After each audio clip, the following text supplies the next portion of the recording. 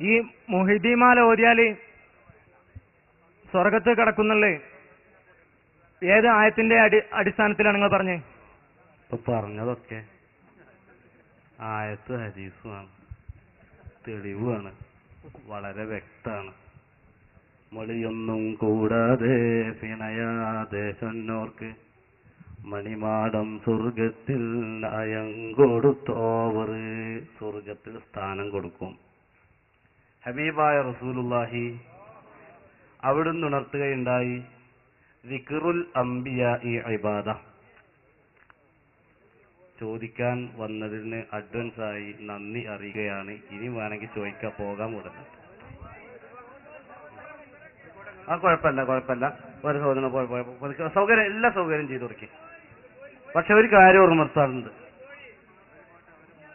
വസ്തുനിഷ്ഠമായി ചോദ്യം ചോദിക്കുകയും വളരെ വ്യക്തമായി മറുപടി പറയുകയും ചെയ്തിട്ടുണ്ട്. അതുകൊണ്ട് ഇവിടെ നിന്ന് പോകുന്ന സമയത്ത് നിങ്ങളൊക്കെ അഹ്ലുസുന്നത്തി വൽ ജമാഅത്തിന്റെ പ്രചാരകരും പ്രവർത്തകരുമായി കർമ്മരംഗത്തിറങ്ങാൻ നിങ്ങളോട് വിനയാപുരസ്സരം ഓർമ്മപ്പെടുത്തുകയാണ്.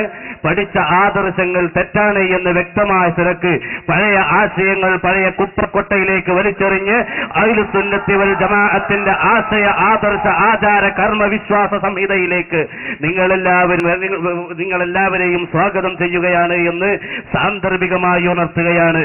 ഒന്നുകൂടെ ഇവിടെയുള്ള സഹോദരന്മാരോട് ഉണർത്താനുള്ളത്, ഇതുപോലെയുള്ള ഒരുപാട് സംവിധാനങ്ങൾ, ഒരുപാട് സൗകര്യങ്ങൾ അഹ്ലുസുന്നത്തി വൽ ജമാഅത്തിന്റെ പണ്ഡിതന്മാര് കേരളക്കരയിലും 300-ലധികം ഇതുപോലെയുള്ള വ്യക്തമായ സ്റ്റേജുകൾ സമുദായത്തിന് സഹോദരന്മാർക്ക് ചോദിക്കാൻ ഇഷ്ടം പോലെ ചോദിക്കാനുള്ള വേദി ഒരുക്കുന്ന രൂപത്തില്, ഈ രൂപത്തില് വളരെ ഓപ്പണായ ശൈലിയില് പാവപ്പെട്ട സുന്നത്ത് ജമാഅത്തിന്റെ പ്രവർത്തകരുടെ ചോദ്യത്തിന് മറുപടി പറയാൻ കഴിയുന്ന ലോകത്ത് ഏതെങ്കിലും ഒരു മുജാഹിദുകളുണ്ടെങ്കിൽ അവരെ സ്റ്റേജിലേക്ക് കൊണ്ടുവന്ന് ഇതുപോലൊരു പരസ്യമായ മുഖാമുഖം സങ്കല്പിക്കാൻ ആദർശമുള്ളവരുണ്ടോ, ആചാരമുള്ളവരുണ്ടോ, അനുഷ്ഠാനമുള്ളവരുണ്ടോ, ആണത്വമുള്ളവരുണ്ടോ, വിവേകമുള്ളവരുണ്ടോ, തന്റേടമുള്ളവരുണ്ടോ എന്ന് ഈ സമയത്തുണർത്തുകയാണ്.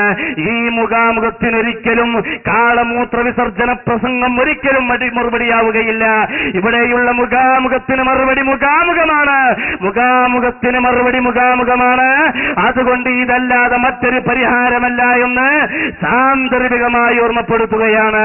ഹബീബായ റസൂലുള്ളാഹി സല്ലല്ലാഹു അലൈഹി വസല്ലമ തങ്ങൾ പറയുന്നു, ദിക്റുൽ അംബിയാഇ ഇബാദ, ദിക്റുസ് സാലിഹീന കഫാറ.